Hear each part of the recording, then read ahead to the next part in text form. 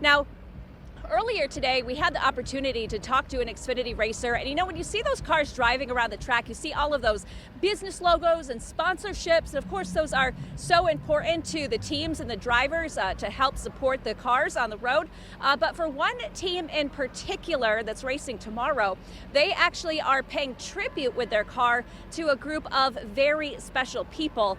So let's send it over live to WENY's Lindsay Madison to tell us more about it. Lindsay?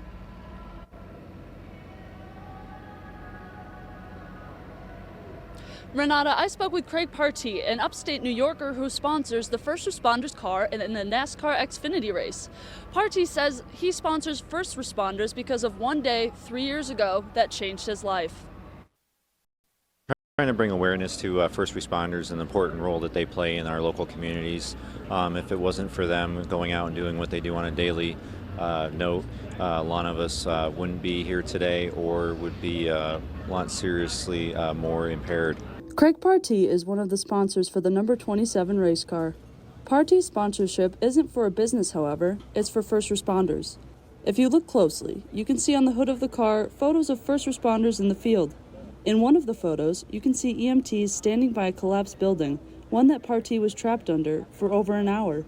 Between the fire, EMS, Mercy Flight, and even local law enforcement to basically get me out of the building to then, it's great thankful to them, so that's why I'm here today.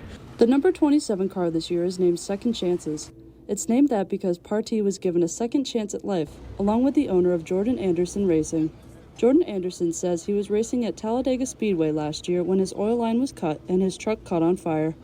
Got airlifted out of the racetrack, was in the hospital, about a month of healing up from that whole deal, and kind of gained a whole new appreciation for what those first responders meant that took care of me from the time I got out of the race car to cutting the suit off me, to treating me at the racetrack, to those that airlifted me out, to when I got to the hospital there in Alabama. And Jeb Burton is the driver for the number 27 car. He says it's important to recognize the work first responders do. Without first responders, a lot of us wouldn't be here today, including one of my car owners, right? So, just really appreciate those men and women.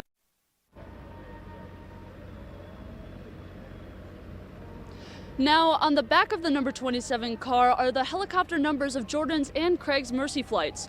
Both men say that they're grateful for the first responders who saved them and for giving them a second chance at life. Reporting live from WGI, Lindsay Madison, WENY News.